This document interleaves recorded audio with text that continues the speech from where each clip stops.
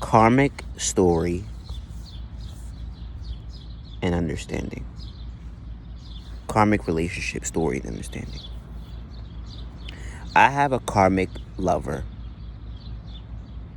that in this life was my best friend. And for the past couple years, we've been beefing about her being the problem. And I realized something else. I was sitting on this bench waiting for my train. I realized what the problem was. I realized that she was looking to build a man.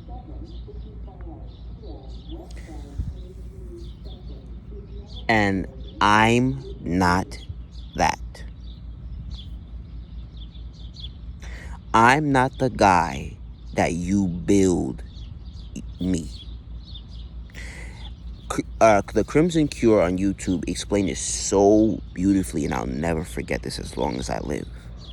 She said the difference between building a man and building with a man is when you're building a man, all of his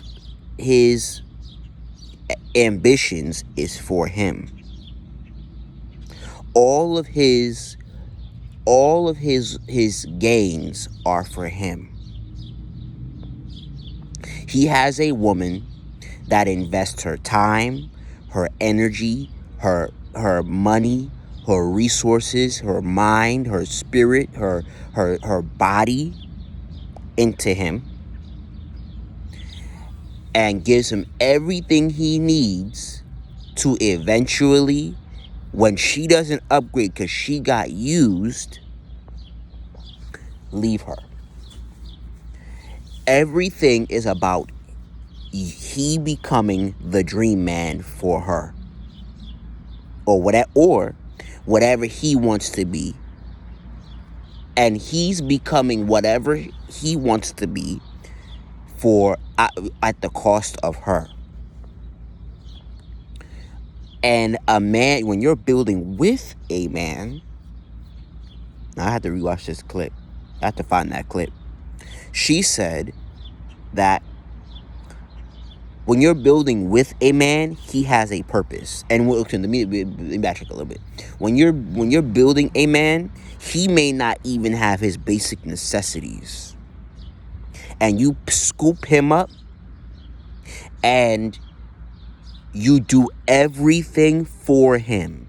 You do the work for him. In the words of this friend, that is karmic lover that I'm talking about, she said about one of her lovers, I threw him on my back and I took him to wherever he needed to go to get the job he currently has. And you know what he's doing? He's taking his resources that he gained, that she put him on his back, did the resume, did all this other stuff, got him the job, and he's providing for another female.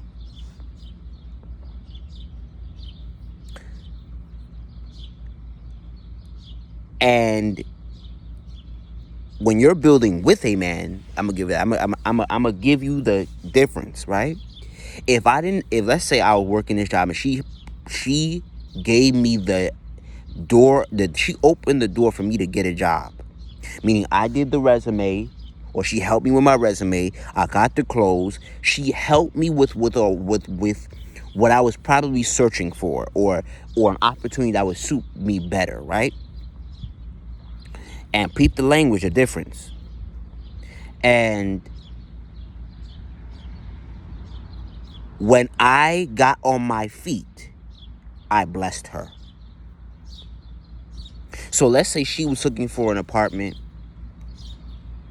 and we put our brains together and our front together, because they're both EMTs, and we go look for an apartment for her and we put the lease in her name.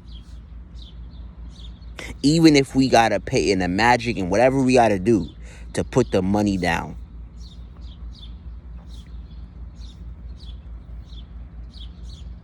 When you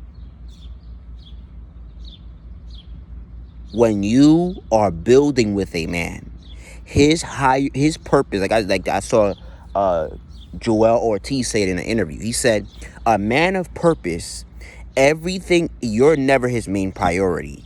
His purpose is. And usually, 9 times out of 10, whatever fruits that come from his purpose, you yield from.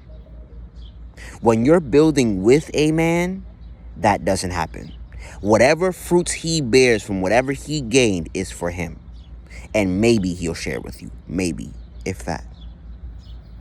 He most likely, 9 times out of 10, won't even think about you. He'll probably pat you on the back and say, thanks for looking out. A man of purpose could have met you 10 years ago, and he knew you were one of the main stepping stones to why he was where he is now, and blesses you and your family. And 10 years later, he's massively successful. A good example is Steve Harvey. Whenever he meets people, and like the videos on his birthday with his family, help him meet people and who he met 10, 20 years ago, and he tears up of, yo, if it wasn't for you. And he says, yo, I've been looking for you for years. I just saw a video like that. And I'm that type of dude where I say, yo, I've been looking for you. I'm rich now. And what he said, I'll never forget, it was a white guy who said, I'm rich now, whatever his name was. And he probably blessed him with probably like $10, $20, $30,000. Just for looking out. And my karmic lover, when you're in the build a man position, you're in the masculine. You're doing the work. You're going out there hunting. You're doing the work for him. You're in the masculine. From the moment I met my karmic lover, and every woman in my life, I've had a purpose.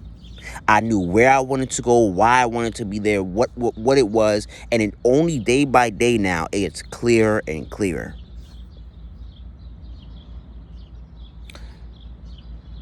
Every woman that I meet, my purpose benefits them. The fruits of my wisdom, guidance, understanding, and where I want to be benefits them.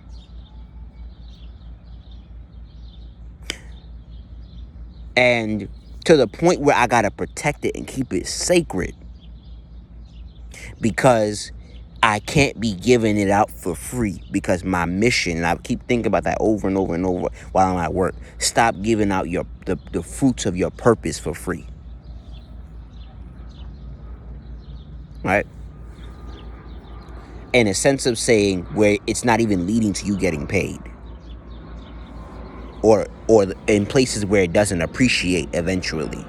Stop giving it to people where it depreciates. It doesn't go anywhere, right? So I thought for the longest while today, while I was sitting here, listening to stuff. 'Cause I listen to tarot card readings on love all day at work. And it clicked today, just now. She wants a man she can build. Because she's so used to being in the masculine position that when I tell her, yo, you got 2 jobs when you with me. Nurture me and remind me of who I am. Everything else is bullshit. Nurture what I got going on and remind me of who I am.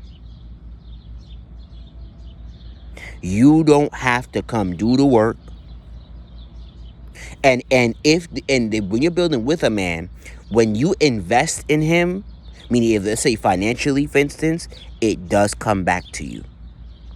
Some shape, way, or form. Sometimes in the very beginning, it's not monetary, it's wisdom that comes back to you. Because he gains wisdom along his journey that can now help you. And then later on, when he gains the fruit of this purpose, you now get the money. And this karmic lover is so trained to be in the masculine position where she wants a man she can build. And that ain't me. And our conflict is that I don't need a woman to build me. I'm going to do the work. Like the train that's coming for me right now, right? I'm going to get to my destination regardless of you. And I'm getting this unrequited love because not only does she have her own baggage and trust issues, etc., she's looking to be in the masculine position. Every woman that I'm with, she's in the feminine position. And when she thinks about being in the masculine position or in a negative feminine position, she ends up shooting herself in the foot. Every time. Because every time I eat, you eat. I never say when I eat. And that's one of my mantras. When I eat, you eat. It's never when I eat, I eat. And if that is, it's this. I eat first, you eat second. I'm gonna make sure you eat. When you're building with a man, it's when I eat, I eat. You better figure it out. You better figure it out. And I have to release her because I need a feminine balance. I need someone who's going to do her part. I don't need somebody who's going to be like, oh, I'm going to do the work for you. If you're doing the work for me, it's because you're compensating for something I'm not good at. That's when you start doing the work. You don't hop in the driver's seat and say, I'm going to drive for you. No. If you hop in the driver's seat and drive for me, it is to somewhere I don't do that. I'm not willing to do it. No, not even I'm not willing to do that. That's where I'm weak at. And it's never going to change, like ever. Or if you're in the driver's seat, you're in the driver's seat to help me be good at something that I need to, you're trying to help me turn my weaknesses into a strength. But it's never you're in the driver's seat forever. While I gain. Because when you're building a man, you're in the driver's seat while he's gaining all of the profits. He's doing whatever, and he's running you like you're like his chaperone. When you're building with a man, you're just a temporary driver at the moment. You're the driver of the day. You're the driver of the week. Or maybe a temporary amount of time. Karmic Lover Lesson, Part 1.